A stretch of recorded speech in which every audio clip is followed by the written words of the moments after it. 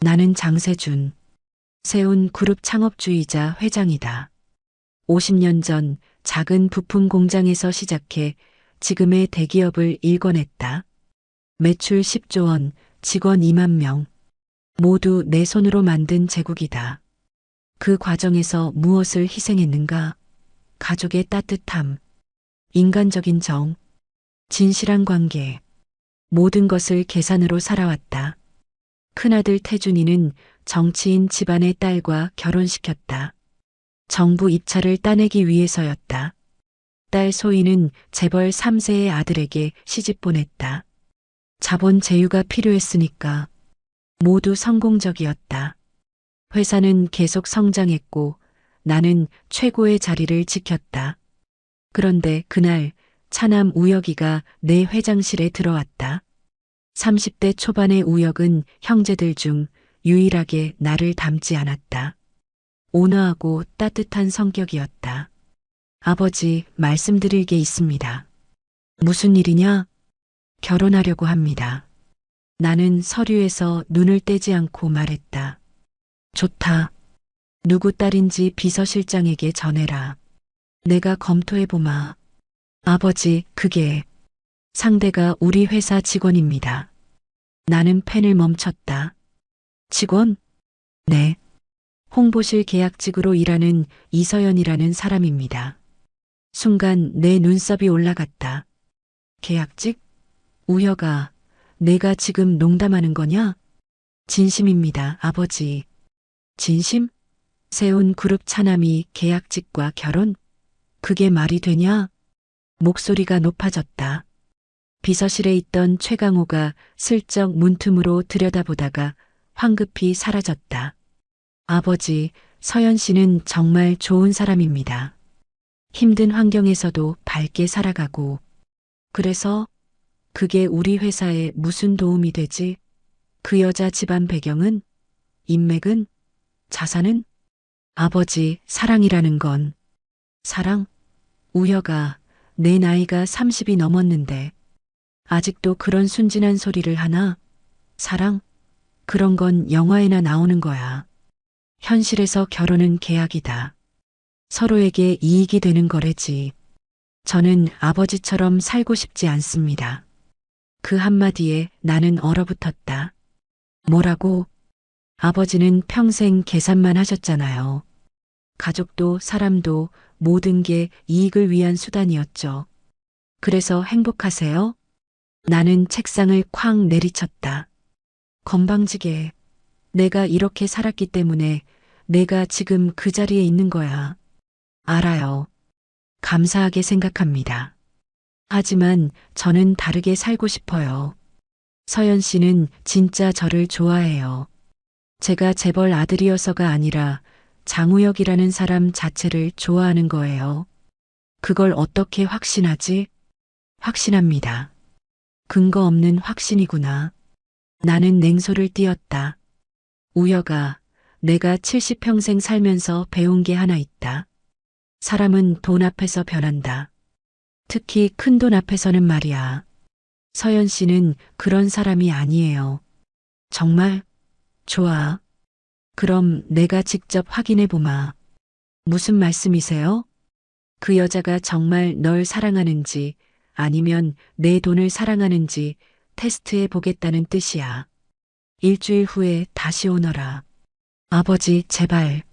나가. 우혁은 더 이상 말하지 못하고 나갔다. 혼자 남은 나는 비서실장 최강호를 불렀다. 50대 후반의 최강호. 20년 넘게 내 곁을 지킨 신복이다. 강호야, 이서연이라는 직원 알지? 홍보실 계약직이죠. 그 여자에 대해 모든 걸 조사해라. 출신, 학력, 가족관계, 과거 연애 기록까지 전부. 알겠습니다. 최강호가 나가려는데 나는 다시 불렀다. 그리고 강호야, 내일부터 이틀간 일정을 비워놔라. 내가 특별한 일을 할 거니까. 다음 날 아침 나는 평생 처음으로 허름한 옷을 입었다. 비서가 구제가게에서 사온 낡은 작업복과 해진 운동화. 거울을 봤다. 낯선 사람이 서 있었다. 얼굴에 일부러 때를 묻히고 머리도 헝클어뜨렸다. 이게 나인가? 70평생 최고급 정장만 입고 살았는데 이런 차림이라니. 운전기사 없이 혼자 회사로 향했다. 정문으로 들어서자 경비원이 나를 수상하게 쳐다봤다. 어디서 오셨습니까? 저 사장님 찾아뵈러. 떨리는 목소리로 연기했다. 로비에 들어서자 사람들이 나를 힐끗거리며 불편해했다. 이게 바로 가난한 사람들이 받는 시선이구나. 복도 끝에 작은 데스크가 보였다. 그리고 거기 앉아있는 젊은 여자. 이서연이었다. 20대 후반으로 보이는 그녀는 깔끔한 정장 차림이었다. 특별히 예쁘다고 할 순 없었지만 뭔가 따뜻한 분위기가 있었다. 나는 천천히 다가갔다. 저기, 실례합니다. 그녀가 고개를 들었다. 나를 보는 순간 표정이 어떻게 변할까? 하지만 이서연은 밝게 웃으며 일어났다. 네, 어떻게 도와드릴까요? 차별 없는 눈빛, 진심 어린 미소. 나는 순간 당황했다. 연기일까, 진심일까? 테스트는 이제 시작이다. 저기, 화장실이 어디 있는지 여쭤봐도 될까요? 나는 일부러 더듬거리며 물었다. 손도 약간 떨리게 연기했다. 이서연은 전혀 당황하지 않고 자리에서 일어났다. 아, 네. 저쪽 복도 끝에 있어요. 혹시 찾기 어려우시면 제가 안내해 드릴까요? 진심 어린 목소리였다. 하지만 아직은 확신할 수 없었다. 이 정도는 기본 예의일 수도 있으니까. 화장실로 가는 척 하다가 나는 슬쩍 뒤를 돌아봤다. 이서연은 이미 자기 일을 하고 있었다. 화장실에서 나와 나는 다시 로비를 배회했다. 저기요, 어디서 오셨어요? 한 남자 직원이 경계하는 눈빛으로 다가왔다. 아, 저는 여기 일반인 출입구역이 아닌데요. 나가주셔야겠습니다. 잠깐만요. 남자 직원이 내 팔을 잡으려는 순간 이서연이 다가왔다. 민수 씨, 잠깐만요. 서연 씨, 이 사람 수상해요. 경비 부를까요? 괜찮아요. 제가 처리할게요. 이서연이 내게로 왔다. 할아버지, 혹시 어디 불편하신 데 있으세요? 할아버지. 그녀는 나를 그렇게 불렀다. 아니요. 그냥 좀 어지러워서. 그럼 여기 의자에 앉아서 좀 쉬세요. 제가 물 갖다 드릴게요. 이서연은 정말로 자판기에서 물을 뽑아왔다. 자기 돈으로. 여기요. 천천히 드세요. 나는 물을 받아들었다. 손이 떨렸다. 연기가 아니라 진짜로. 이게 뭐지? 70평생 누군가에게 이런 친절을 받아본 적이 있었나? 아무 대가 없이, 아무 계산 없이? 고맙습니다. 천만에요. 혹시 어디 아프시면 병원 가보세요. 이서연은 자기 자리로 돌아갔다. 그리고는 다른 직원에게 뭔가 말하더니 그 직원이 고개를 끄덕였다. 잠시 후 그 직원이 내게 다가왔다. 저기요, 할아버지. 로비에서 1시간 정도는 쉬셔도 된대요. 서연 씨가 경비팀에 말씀드렸거든요. 1시간쯤 지났을까? 점심시간이 되자 이서연이 내게 다가왔다. 할아버지, 아직 여기 계셨네요. 점심은 드셨어요? 아, 아직? 잠깐만요. 그녀는 어디론가 갔다가 편의점 주먹밥과 우유를 들고 왔다. 많이 드시진 못하시겠지만 이거라도 드세요. 이건 너무 괜찮아요. 제가 점심 2개 샀어요. 거짓말이었다. 나는 알 수 있었다. 방금 구입한 영수증이 주먹밥 봉지에서 삐져나와 있었으니까. 자기 점심값으로 내게 음식을 사준 것이다.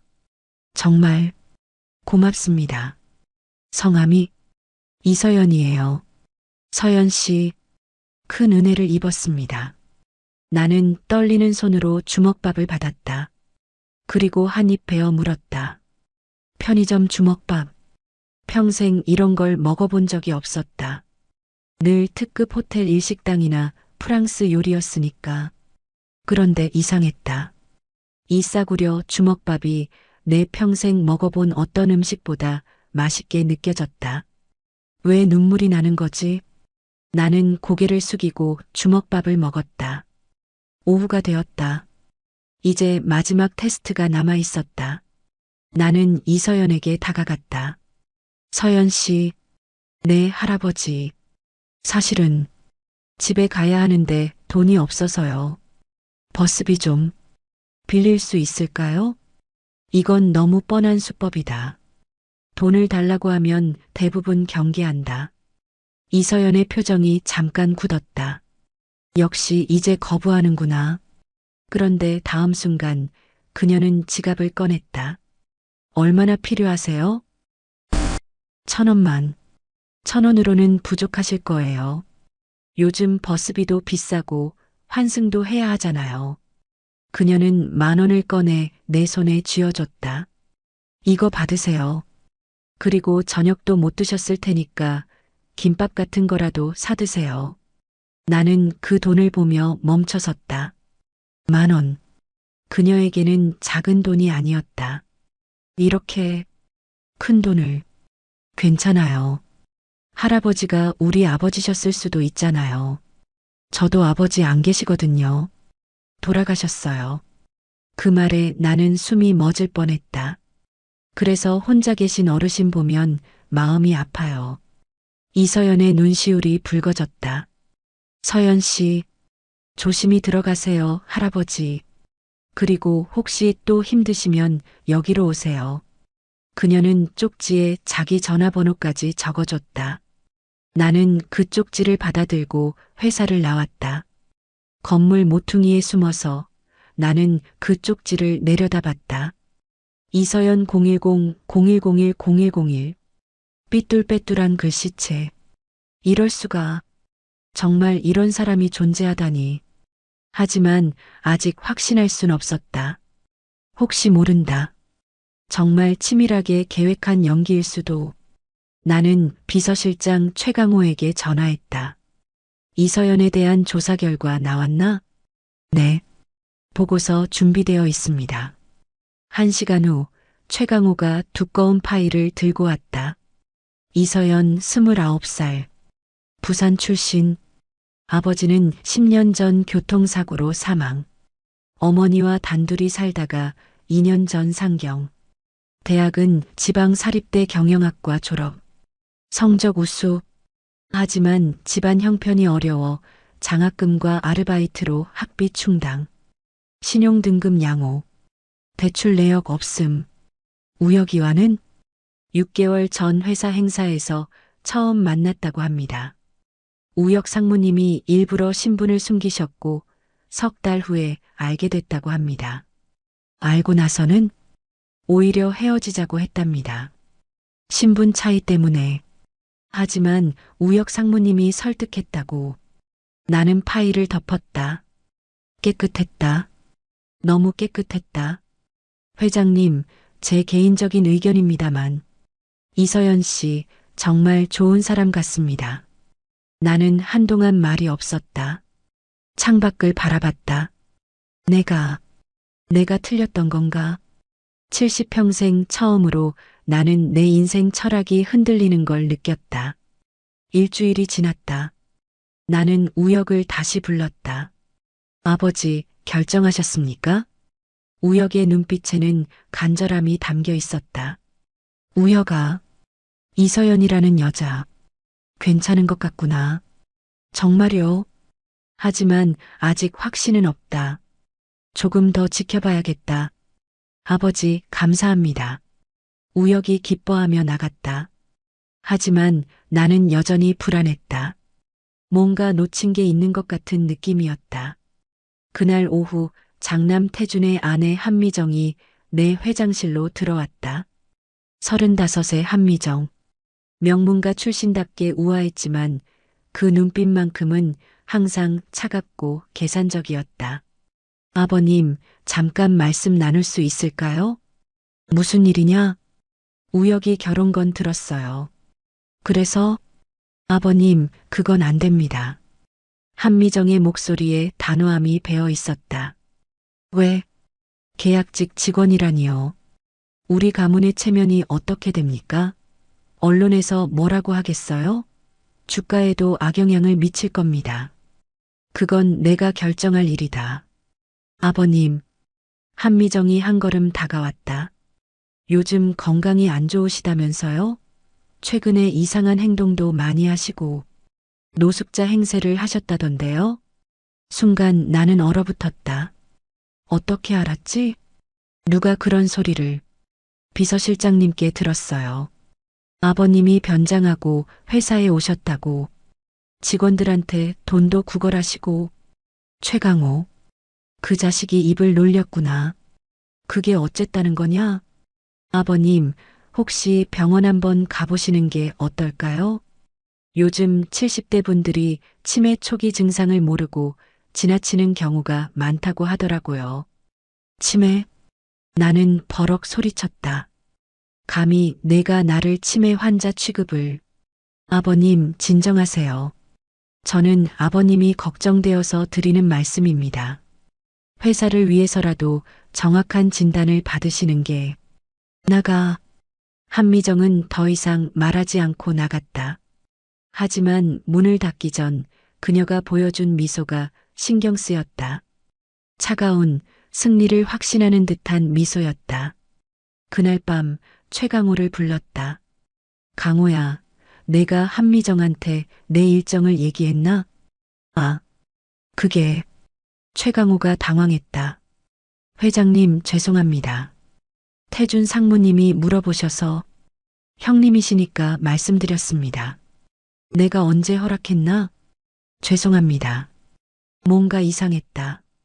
최강호의 태도가 예전과 달랐다. 더 조심스럽고 눈치를 보고 있었다.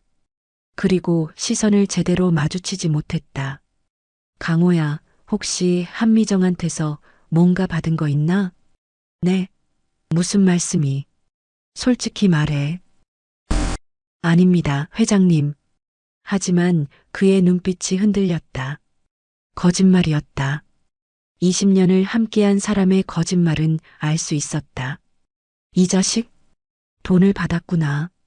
20년을 함께한 신복마저 배신했다. 가슴이 답답했다. 며칠 후 이상한 일이 벌어지기 시작했다. 회사 내부 문서가 언론에 유출됐다. 민감한 재무 정보였다. 주가가 흔들렸다. 누가 유출한 겁니까? 이사회에서 추궁했다. 조사 중입니다. 하지만 나는 알고 있었다. 최강호였다. 한미정이 시킨 것이다. 그리고 어느 날 한 기자가 전화를 걸어왔다.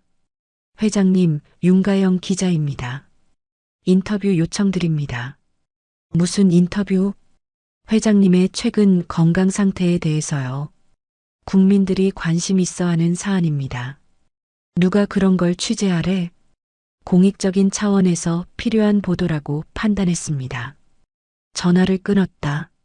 하지만 불길한 예감이 들었다. 이틀 후 기사가 터졌다.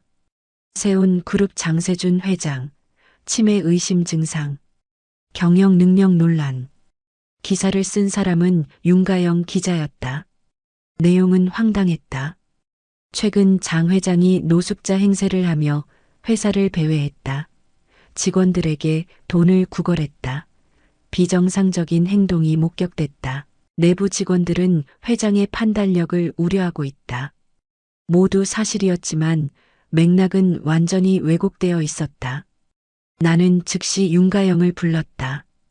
기자님, 이게 무슨 기사요? 사실을 보도했을 뿐입니다. 사실? 맥락을 완전히 왜곡했잖소. 회장님, 저는 제보를 받고 취재했을 뿐입니다. 여러 증언을 종합한 결과입니다. 누구한테 제보를 받았소? 제보자는 밝힐 수 없습니다. 기자의 원칙입니다. 윤가영의 눈빛이 흔들렸다. 그녀도 돈을 받은 것이다. 얼마 받았소? 무슨 말씀이신지 모르겠습니다. 한미정이 얼마를 줬는지 묻는 거요. 윤가영은 대답하지 않고 나갔다. 나는 무너지는 기분이었다. 주변 사람들이 하나둘씩 등을 돌리고 있었다. 그날 밤 집에서 TV를 켰다. 뉴스에서 내 이야기가 나오고 있었다. 세운 그룹 장세준 회장의 건강 이상설이 불거지면서 경영권 승계 문제가 화두로 떠올랐습니다. 일각에서는 조기 승계가 필요하다는 목소리도 나오고 있습니다. 경제 전문가라는 사람이 나와서 말했다. 70대 고령 경영자의 건강 문제는 기업 가치에 직접적인 영향을 미칩니다. 투명한 정보 공개와 승계 계획이 필요한 시점입니다. 나는 TV를 껐다. 손이 떨렸다. 한미정, 내가 이렇게 치밀하게 음모를 꾸미고 있었구나. 주변은 점점 어두워지고 나는 점점 고립되어 갔다. 믿었던 사람들이 하나씩 떠나가고 언론은 나를 무능한 노인으로 만들고 있었다. 상황은 급속도로 악화됐다. 다음 날 아침 이사회에서 긴급 소집 통보가 왔다. 회장님 건강 문제를 논의하겠습니다. 회의실에 들어서자 차가운 시선들이 나를 맞았다. 한미정이 맨 앞자리에 앉아 있었다. 옆에는 최강호도 있었다. 그들은 마치 이미 회사의 주인이 된 것처럼 당당했다. 회장님 앉으시죠. 한미정이 마치 자기가 주인인 것처럼 말했다. 무슨 회의냐? 회장님의 경영 능력에 대한 검토입니다. 뭐? 최근 언론 보도와 내부 제보를 종합한 결과 회장님께서 정상적인 경영 판단을 하시기 어려운 상태라는 의견이 다수입니다. 누가 그런 헛소리를? 증거가 있습니다. 한미정이 서류를 펼쳤다. 회장님께서 노숙자로 변장하여 직원들에게 구걸하신 CCTV 영상입니다. 그리고 최근 몇 달간 이상한 결정들을 내리셨다는 내부 보고서도 있습니다. 모두 왜곡된 정보였다. 하지만 그럴듯하게 포장되어 있었다. 이사님들, 저는 정상입니다. 이건 누군가의 음모. 회장님, 한 이사가 조심스럽게 말했다. 일단 병원 진단을 받아보시는 게 어떨까요? 그래야 오해도 풀리고 주주들도 안심할 수 있습니다. 병원? 내가 왜? 회장님, 회사를 위해서입니다. 주가가 계속 떨어지고 있습니다. 한미정이 차갑게 웃으며 덧붙였다. 정말 정상이시라면 검사 받으시는 게 두려울 이유가 없으시잖아요. 나는 함정에 빠진 기분이었다. 거부하면 뭔가 숨기는 것처럼 보이고 받아들이면 그들의 계획대로 흘러가는 것이다. 알았다. 받아보마. 그날 오후 나는 강제로 병원에 실려갔다. 한미정이 손을 써서 정신과 전문의를 섭외했다. 회장님, 간단한 검사만 받으시면 됩니다. 부담 가지지 마세요. 김 원장이라는 의사가 부드럽게 말했다. 검사를 받았다. 멍청한 질문들이었다. 오늘이 몇 월 며칠입니까? 대통령 이름이 뭡니까? 100에서 7씩 빼보세요.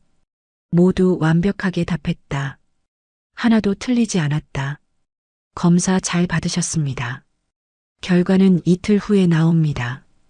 이틀 후 진단서가 나왔다.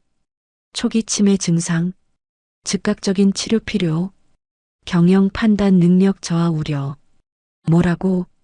나는 김 원장을 붙잡았다. 내가 모든 질문에 다 답했잖소. 하나도 틀리지 않았어. 회장님, 진정하세요. 치매는 단순한 기억력 문제만이 아닙니다. 종합적인 판단력, 행동 패턴 등을 고려한 결과입니다. 거짓말. 당신 돈 받았지? 한미정한테. 회장님, 이러시면 곤란합니다. 제가 의사로서 양심을 걸고 진단한 겁니다. 김 원장은 대답하지 않고 나갔다. 나는 그가 거짓말하고 있다는 걸 알 수 있었다.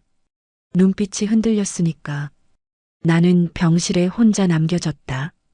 VIP 병실이었지만 감옥이나 다름없었다. 문 밖에는 간병인이 지키고 있었다. 창문에는 안전망이 설치되어 있었다. 탈출할 수 없었다. 며칠이 지났다. 아무도 찾아오지 않았다. 가족들마저 나를 버린 것 같았다. 우혁만 한 번 왔다. 아버지, 괜찮으세요? 우혁아, 나를 여기서 꺼내줘. 이건 미정이의 음모야. 김 원장도 최강호도 다 돈 받고 거짓말하는 거야. 아버지, 형수님이 그럴 리가. 그리고 의사 선생님이 그렇게 진단하셨는데 넌 순진해서 모르는 거야. 우혁의 얼굴이 복잡해졌다. 아버지, 일단 치료받으세요. 그러면 나아지실 거예요. 내 놈도 날 못 믿는구나. 나는 소리쳤다. 우혁은 더 이상 말하지 못하고 눈물을 글썽이며 나갔다. 밤이 됐다. 창밖을 바라봤다. 서울의 불빛들이 반짝였다. 저 안에 내 회사가 있다. 내가 평생을 바쳐 세운 제국이. 하지만 이제 내 손에서 벗어나고 있었다. 이렇게 끝나는 건가? 절망감이 밀려왔다. 그때 간병인이 들어왔다. 회장님, 약 드실 시간입니다. 나는 아프지 않아. 회장님, 약 안 드시면 안 됩니다. 의사 선생님 지시사항입니다. 간병인의 눈빛이 차가웠다. 그리고 회장님, 현실을 받아들이시는 게 좋을 겁니다. 뭐, 지금 회장님 시대는 끝났습니다. 한미정 여사님께서 이미 회사를 장악하셨어요. 이사회에서도 회장님 경영권 박탈을 논의 중이라던데요. 간병인마저 나를 무시하고 있었다. 나는 그 순간 모든 게 무너지는 걸 느꼈다. 권력, 명예, 존경, 모든 것이 사라졌다. 70평생 쌓아온 모든 것이 순식간에 무너졌다. 창문에 손을 댔다. 차가웠다. 내가 틀렸던 건가? 평생 돈과 권력만 쫓다가 정작 중요한 걸 잃은 건가? 그때 핸드폰이 울렸다. 모르는 번호였다. 하지만 받았다. 여보세요? 회장님, 저 이서연이에요. 이서연? 어떻게 내 번호를? 우혁 씨한테 들었어요. 회장님이 병원에 계시다고. 괜찮으세요? 나를 왜 걱정하나? 넌 나를 모르는데. 할아버지 모습으로 만났을 때 정말 따뜻하신 분이라는 걸 느꼈어요. 그래서 뭔가 이상하다고 생각했어요. 회장님이 갑자기 치매에 걸리실 리 없잖아요. 분명 누군가 꾸민 일 같아요. 고맙네. 하지만 이미 늦었어. 모두가 날 믿지 않아. 저는 믿어요. 그리고 회장님, 제가 도와드릴게요. 우혁 씨랑 함께요. 포기하지 마세요. 전화를 끊고 나는 한참을 멍하니 있었다. 아무도 믿어주지 않을 때 낯선 계약직 여직원이 나를 믿어준다. 이게 바로 진심이라는 건가? 그날 밤 나는 오랜만에 눈물을 흘렸다. 하지만 이번에는 절망의 눈물만은 아니었다. 작은 희망의 눈물이기도 했다. 일주일이 지났다. 한미정은 이사회를 완전히 장악했고 언론도 그녀 편이었다. 한미정 여사 세운 그룹 임시 경영 체제 도입. 신경영 시대 개막. 뉴스가 연일 보도됐다. 마치 그녀가 영웅이라도 되는 양. 나는 병실에 갇혀 있었다. 24시간 감시 체제였다. 화장실 갈 때도 간병인이 따라왔다. 완전한 감옥이었다. 하지만 포기할 수 없었다. 이서영과 우혁이 움직이고 있다는 연락을 몰래 받았다. 아버지, 증거를 모으고 있어요. 김 원장이 돈 받은 기록, 윤가영 기자와 형수의 통화 기록. 거의 다 확보했어요. 우혁이 몰래 와서 귓속말했다. 면회 시간에 간병인이 잠깐 자리를 비운 틈이었다. 빨리 해라. 시간이 없다. 한미정이 주주총회를 앞당기려고 하고 있어. 알아요. 그리고 아버지, 탈출 계획이 있어요. 탈출? 서연 씨가 방법을 찾아냈어요. 모레 새벽 5시 간병인 교대 시간에 움직일 거예요. 서연 씨 대학 동기가 이 병원 간호사거든요. 그 친구가 도와주기로 했대요. 위험하지 않겠나? 위험해도 해야 해요. 이대로 있으면 아버지는 평생 여기 갇혀 계셔야 해요. 모레가 됐다.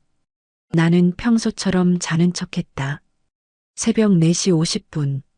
복도가 조용해졌다. 나는 천천히 일어났다. 미리 준비해둔 옷으로 갈아입었다. 우혁이 몰래 가져다 준 평상복이었다. 창문을 열었다. 1층이라 뛰어내릴 수 있었다. 다행히 안전망은 이미 누군가 풀어놓았다. 아마 그 간호사 친구였을 것이다.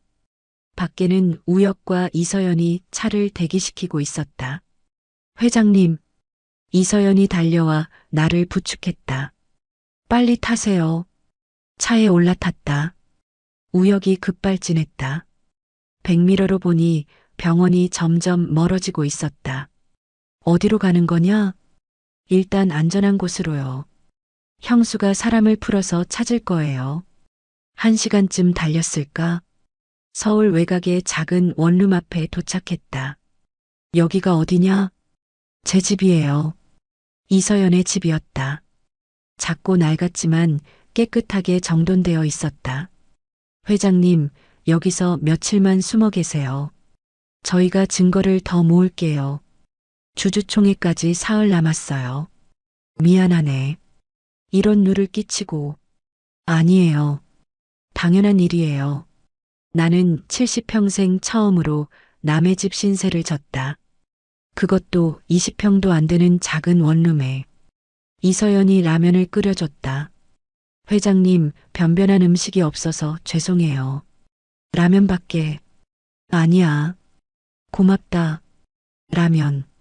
평생 먹어본 적 없는 음식이었다.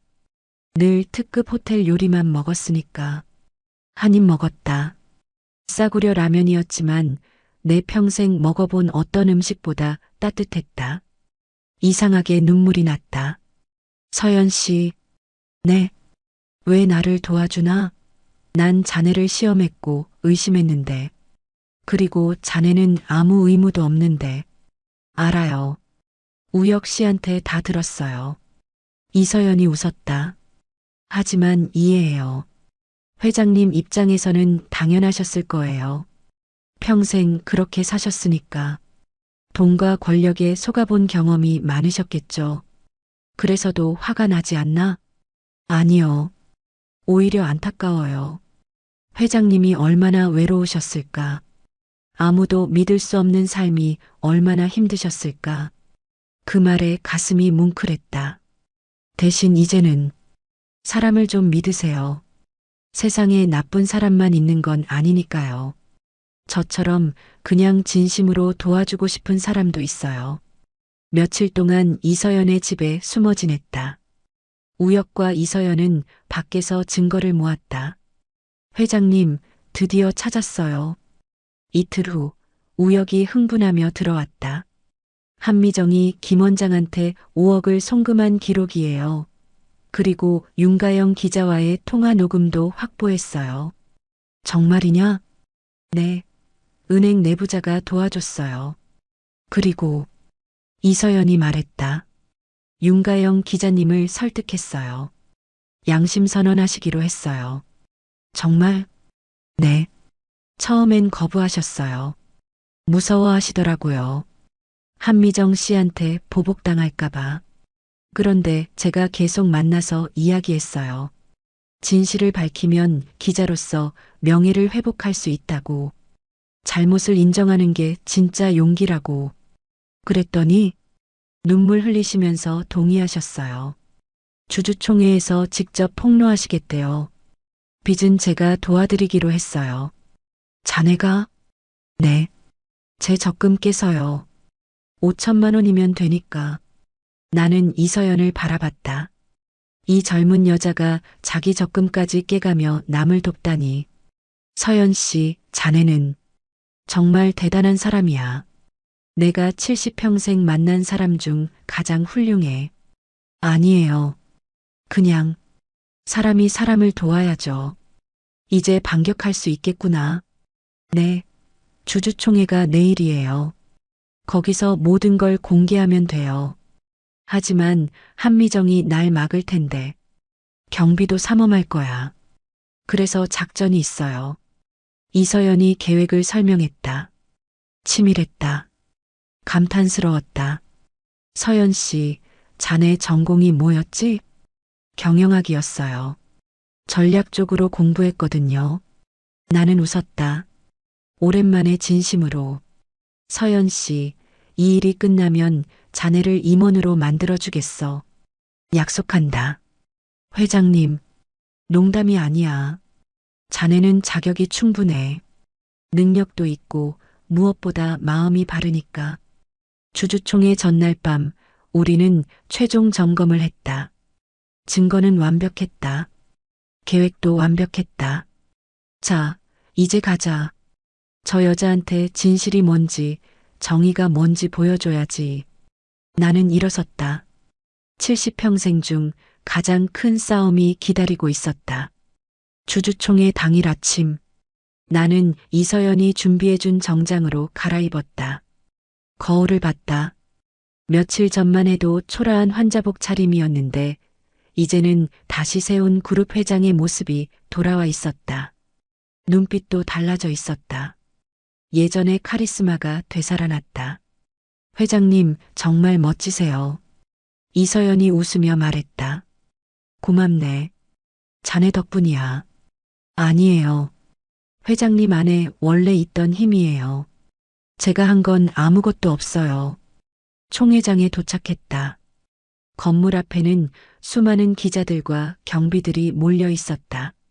저기 경비가 너무 많은데요? 우혁이 걱정스럽게 말했다. 형수가 아버지 오실 걸 예상하고 경비를 배치한 거예요. 괜찮아. 우리한테 계획이 있잖아. 이서연의 대학 동기인 박 간호사가 미리 와 있었다. 그녀가 의료진 출입증을 건네줬다. 이걸로 지하 주차장을 통해 들어가세요. 의료진 전용 통로예요. 우리는 조용히 지하로 내려갔다. 아무도 우리를 주목하지 않았다. 엘리베이터를 타고 올라갔다. 3층. 총회장이 있는 층이었다. 복도에서 우혁이 말했다. 아버지, 형수가 지금 단상에서 연설하고 있어요. 새로운 세운의 시작이라는 제목으로요. 좋아. 바로 지금이 타이밍이다. 그녀가 가장 우쭐에 있을 때 나타나는 거야. 총회장 문 앞에 섰다. 안에서 한미정의 목소리가 들렸다. 여러분, 오늘부터 세운 그룹은 새로운 시대를 맞이합니다. 낡은 경영 방식에서 벗어나 젊고 역동적인 리더십으로 도약하겠습니다. 박수 소리가 들렸다. 그녀가 미리 심어놓은 사람들이었다. 무능력한 구시대의 경영에서 벗어나 글로벌 스탠다드에 맞는 투명한 경영을 실현하겠습니다. 더 큰 박수. 따라서 저는 오늘 이 자리에서 선언합니다. 세운 그룹은 이제. 바로 그때 나는 문을 활짝 열었다. 잠깐만. 총회장이 순간 조용해졌다. 모든 시선이 나에게 집중됐다. 카메라 플래시가 터지기 시작했다. 한미정의 얼굴이 새하얗게 질렸다. 시아버님? 어떻게? 병원에. 나는 당당하게 단상으로 걸어갔다. 우혁과 이서연이 뒤따랐다. 변호사도 함께였다. 어떻게 여기 있냐고? 내 회사인데 당연히 와야지. 아니면 내가 죽기라도 하길 바랐나? 아니, 그게 아니라 병원에서 나오시면 안 되는데. 병원? 나는 아프지 않아. 누군가 나를 아픈 사람으로 만들려고 했을 뿐이지. 나는 서류 뭉치를 단상 위에 놓았다. 여러분, 오늘 이 자리에서 진실을 밝히겠습니다. 그리고 누가 진짜 세운 그룹을 망치려고 했는지 보여드리겠습니다. 스크린에 송금 기록이 떴다. 우혁이 미리 준비한 프레젠테이션이었다. 여기 한미정이 김 원장이라는 정신과 의사에게 5억 원을 송금한 기록이 있습니다. 날짜를 보십시오. 내가 진단받기 일주일 전입니다. 미리 돈을 주고 거짓 진단서를 부탁한 겁니다. 웅성거림이 시작됐다. 거짓말입니다. 한미정이 소리쳤다. 조작된 증거예요. 시아버님이 저를 모함하려고. 조작? 은행 거래 내역이 조작이라고? 그럼 윤가영 기자한테 직접 물어보지. 윤가영이 단상으로 올라왔다. 그녀의 얼굴은 창백했지만 눈빛만큼은 단호했다. 저는 그녀의 목소리가 떨렸다. 죄송합니다. 여러분께 그리고 장 회장님께 진심으로 사죄드립니다. 총 회장이 조용해졌다. 저는 돈을 받고 거짓 기사를 썼습니다. 한미정 씨에게서 5천만 원을 받았고 장 회장님을 치매 환자로 만드는데 협조했습니다. 기자로서 해서는 안 될 일을 저질렀습니다. 눈물이 흘러내렸다. 하지만 더 이상 거짓말을 할 수 없었습니다. 양심이 저를 괴롭혔습니다. 오늘 이 자리에서 모든 진실을 밝히겠습니다. 그녀는 녹음 파일을 재생했다. 한미정의 목소리가 총 회장에 울려 퍼졌다. 윤 기자님, 5천만 원 드릴게요. 대신 장 회장이 치매라는 기사 좀 써주세요. 아주 자극적으로요. 그래야 주주들이 불안해하니까. 하지만 증거는 제가 만들어 드릴게요. 김 원장이라는 의사가 있어요. 이미 손을 봤습니다. 총 회장이 술렁였다. 윤 기자. 한미정이 다급히 말했다. 정신 차리세요. 당신 빚은 어떻게 할 건데? 빚은 제가 갚겠습니다. 이서연이 나섰다. 제가 윤 기자님 빚을 대신 갚아드리기로 했습니다. 그러니 진실을 말씀해 주세요. 그리고 최강호도 끌려 나왔다. 경찰과 함께였다. 회장님, 죄송합니다. 최강호가 무릎을 꿇었다. 저도 돈을 받았습니다. 한미정 씨에게서 3억을 받고 회장님의 일정과 내부 정보를 넘겼습니다. 20년을 함께한 은혜를 배신했습니다. 용서를 구할 자격도 없지만 정말 죄송합니다. 이사들이 경악했다. 이럴 수가. 한미정 씨, 이게 사실입니까? 한미정은 더 이상 변명할 수 없었다. 증거가 너무 명확했다. 저는 회사를 위해서 나는 차갑게 웃었다. 내 욕심을 위해서지. 나를 제거하고 회사를 차지하려던 거지. 그리고 내 친정 대성그룹과 합병시키려던 거 아니냐? 경찰이 다가왔다. 한미정 씨 사문서 위조와 사기, 배임 혐의로 체포하겠습니다. 수갑이 채워졌다. 플래시가 미친 듯이 터졌다. 한미정은 끌려가면서 소리쳤다. 저는 아무 잘못 없어요. 장 회장이 정말 무능해서 제가 나선 거예요. 회사를 살리려고 한 건데. 하지만 아무도 듣지 않았다. 총 회장은 박수로 가득 찼다. 진짜 박수였다. 나는 단상에 서서 말했다. 여러분, 오늘 저는 배웠습니다. 진짜 힘은 돈이나 권력이 아니라는 것을, 진실과 진심이 가장 강하다는 것을, 그리고 나는 이서연을 가리켰다. 이 사람이 저를 구했습니다. 계약직 직원이지만 그 누구보다 훌륭한 사람입니다. 오늘부터 이서연 씨를 홍보이사로 임명합니다. 이서연이 당황해서 손을 흔들었다. 하지만 모두가 그녀에게 기립박수를 보냈다. 한미정의 재판이 시작됐다. 법정은 기자들과 방청객들로 가득 찼다. 세기의 재판이었다.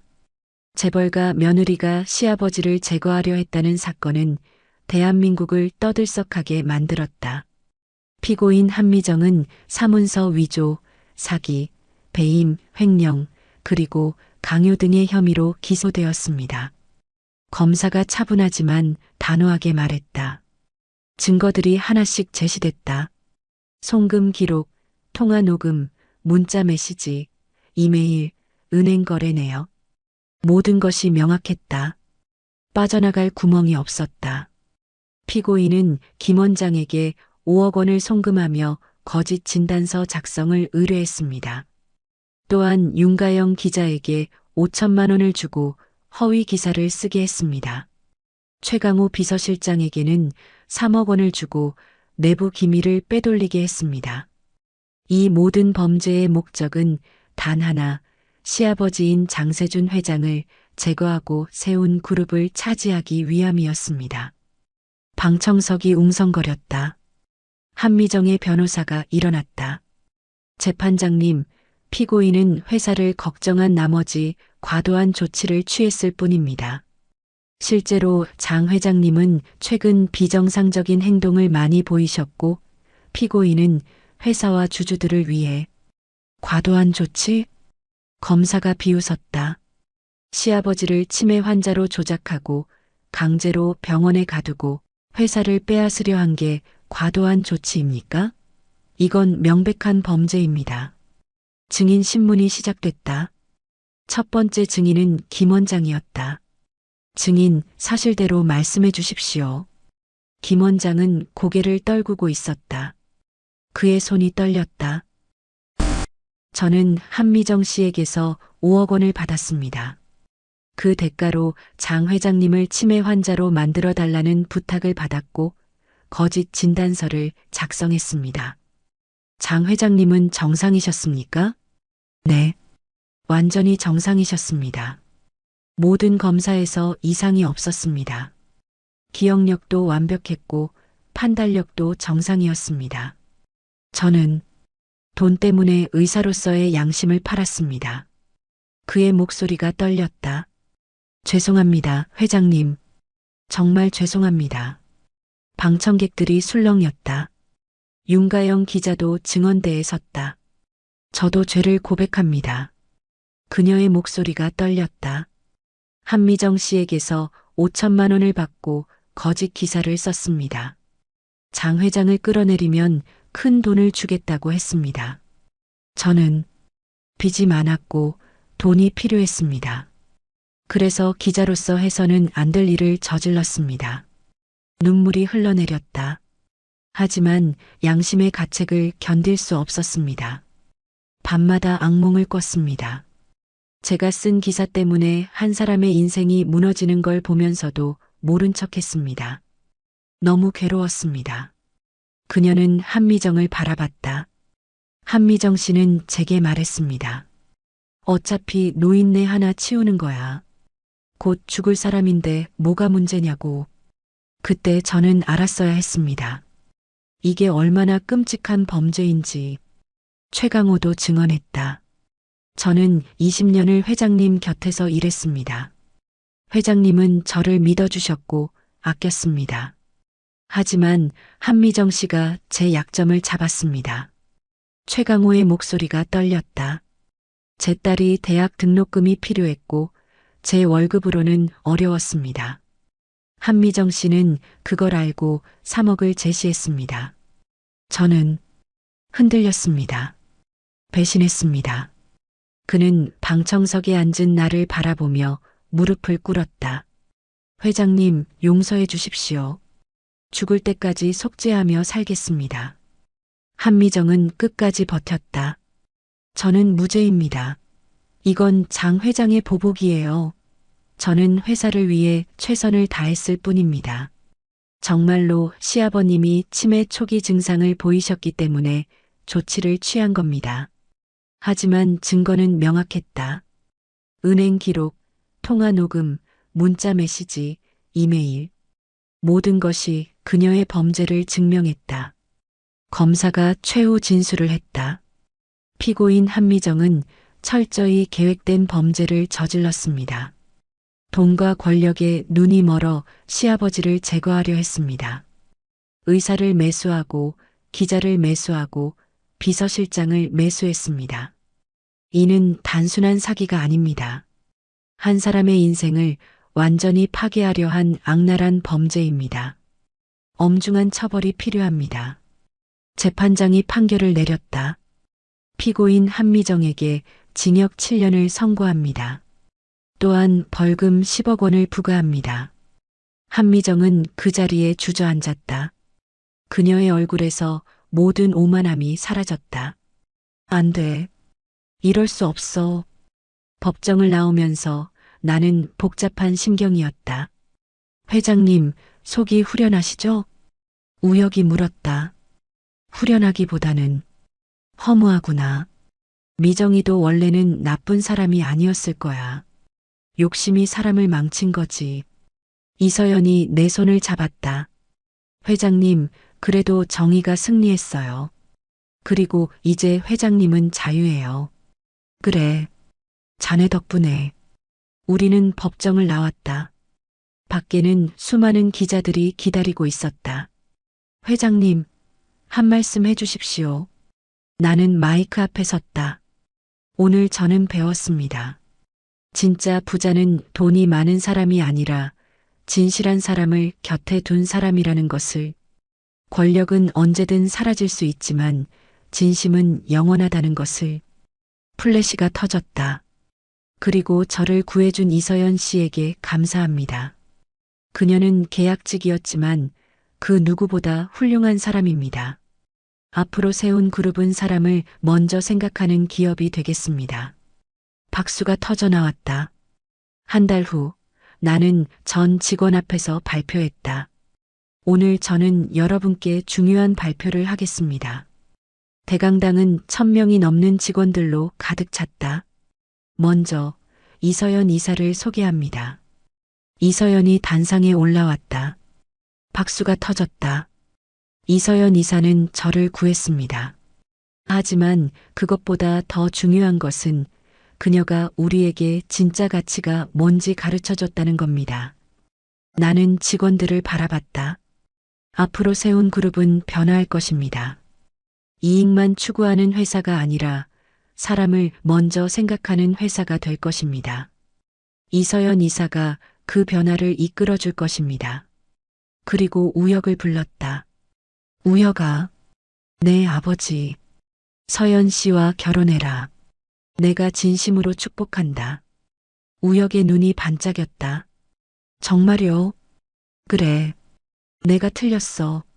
사랑이 진짜 존재한다는 걸 이제 알았어. 그리고 자네들을 보면서 확신했어. 석 달 후 성대한 결혼식이 열렸다. 나는 단상에 올라 축사를 했다. 저는 70평생 돈과 권력만 쫓아왔습니다. 사람의 마음은 몰랐죠. 사랑이 뭔지, 진심이 뭔지 몰랐습니다. 목이 메었다. 하지만 며느리 서연이를 통해 깨달았습니다. 진짜 가치는 사람의 마음이라는 것을, 진심은 그 어떤 돈이나 권력보다 강하다는 것을. 눈물이 났다. 서연아, 우리 가족이 되어줘서 고맙다. 내게 사랑이 뭔지 가르쳐줘서 고마워. 그리고 우혁아, 훌륭한 선택을 했다. 너희 둘은 정말 잘 어울려. 이서연도 울었다. 우혁도 울었다. 하객들도 많이 울었다. 결혼식이 끝나고 나는 혼자 옥상에 올라갔다. 서울의 야경이 펼쳐져 있었다. 내가 이렇게 행복할 수 있을 줄이야. 누군가 옆에 섰다. 이서연이었다. 회장님, 왜 여기 계세요? 신부가 사라졌다고 다들 찾고 있어요. 그냥 생각 좀 하려고. 인생에 대해서. 무슨 생각이요? 내 인생 말이야. 70년을 살았는데 진짜 살기 시작한 건 최근 몇 달 같아. 자네를 만나고 나서부터. 이서연이 웃었다. 늦지 않았어요. 앞으로가 더 중요하죠. 회장님은 이제 진짜 부자세요. 돈 때문이 아니라 사랑하는 사람들이 곁에 있어서요. 그래. 자네 말이 맞아. 나는 그녀의 어깨에 손을 얹었다. 서연아, 내가 이제 한 가지 프로젝트를 시작하려고 해. 무슨 프로젝트요? 노숙자 재활 프로그램. 내가 노숙자로 변장했을 때 느낀 게 많거든. 그분들도 기회만 있으면 다시 일어설 수 있어. 자네가 맡아줄 수 있겠나? 저요? 그래. 자네가 제일 적임자야. 사람의 마음을 아는 사람이니까. 이서연은 진지하게 고개를 끄덕였다. 제가 꼭 성공시킬게요. 1년 후 희망의 집이라는 재활센터가 문을 열었다. 100명이 넘는 노숙자들이 새로운 삶을 시작했다. 나도 자주 봉사를 나갔다. 이번에는 변장이 아니라 진짜로. 회장님, 고맙습니다. 한 노숙자가 내 손을 잡았다. 덕분에 다시 살 수 있게 됐어요. 이제 취업도 했고 작은 방도 얻었어요. 아니야. 자네가 스스로 일어선 거야. 나는 그냥 작은 도움을 줬을 뿐이야. 그날 밤 집으로 돌아와 거울을 봤다. 주름진 얼굴, 희끗한 머리. 하지만 눈빛만큼은 젊었다. 나는 이제 진짜 부자야. 돈이 많아서가 아니라 사랑하는 사람들이 곁에 있어서. 손주가 태어났다는 연락이 왔다. 회장님, 아기 낳았어요. 우혁의 목소리가 들렸다. 병원으로 달려갔다. 작은 아기가 이서연 품에 안겨 있었다. 회장님, 손주예요. 어디 보자. 아기를 안았다. 따뜻했다. 작은 생명이 내 품에서 숨을 쉬고 있었다. 이름은 뭐로 할 거냐? 장훈유예요. 따뜻한 은혜라는 뜻이에요. 할아버지께서 저한테 보여주신 변화, 그 따뜻한 은혜를 기억하고 싶어서요. 온유. 좋은 이름이다. 아기가 내 손가락을 잡았다. 작은 손이었다. 이 아이는 행복하게 살겠지. 돈이 아니라 사랑 속에서. 그날 밤 나는 일기를 썼다. 70평생 처음으로 깨달았다. 진짜 성공은 돈을 많이 버는 게 아니라 사랑하고 사랑받는 것이다. 이서연이 내게 그걸 가르쳐 줬다. 노숙자 차림으로 나를 대했던 그 따뜻한 미소가 내 인생을 바꿨다. 고맙다, 세상아. 늦었지만 이제라도 알게 돼서. 창밖으로 별이 반짝였다. 나는 미소 지었다. 진짜 삶이 이제 시작이다. 5년 후 나는 세운 그룹 회장직을 우혁에게 물려줬다. 이서연은 부회장이 되었다. 아버지, 걱정 마세요. 아버지가 만드신 회사 잘 지키겠습니다. 지키기만 하지 말고 더 발전시켜라. 하지만 절대 잊지 마라. 사람이 먼저라는 것을. 명심하겠습니다. 나는 이제 회사를 떠나 봉사활동에 전념했다. 희망의 집은 이제 전국에 5개 지점이 생겼다. 어느 날 한 젊은이가 나를 찾아왔다. 회장님, 저 기억하세요? 5년 전에 희망의 집에서 도움받았던 김민수예요. 아, 그래. 자네 이제 대학 다닌다며? 네. 그리고 이번에 장학금도 받았어요. 다 회장님 덕분입니다. 아니야. 자네가 노력한 결과야. 그는 눈물을 흘렸다. 회장님, 저도 나중에 크면 회장님처럼 다른 사람 돕고 살 거예요. 받은 만큼 돌려줘야죠. 그 말에 나는 가슴이 뭉클했다. 이게 바로 진짜 유산이구나. 돈이나 회사가 아니라 사람의 마음에 남는 것. 75이 된 지금 나는 매일 아침 산책을 한다. 이서영과 우혁 그리고 온유가 함께. 할아버지, 저 오늘 유치원에서 친구 도와줬어요. 5살 온유가 자랑스럽게 말했다. 그래, 어떻게?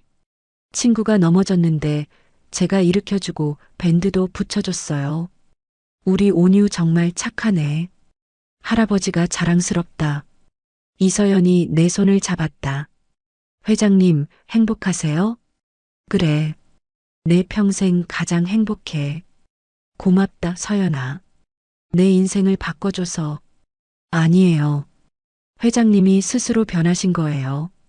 저는 그냥 계기가 됐을 뿐이에요. 우리는 함께 웃으며 걸었다. 여러분, 이 이야기가 마음에 드셨나요? 세상에는 아직도 따뜻한 사람들이 많이 있습니다. 그리고 우리 모두 그런 사람이 될 수 있습니다. 작은 친절 하나가 누군가의 인생을 바꿀 수 있습니다. 구독과 좋아요로 응원해 주세요. 그리고 댓글로 여러분의 따뜻한 이야기도 들려주세요. 다음에도 더 감동적인 이야기로 찾아뵙겠습니다. 감사합니다.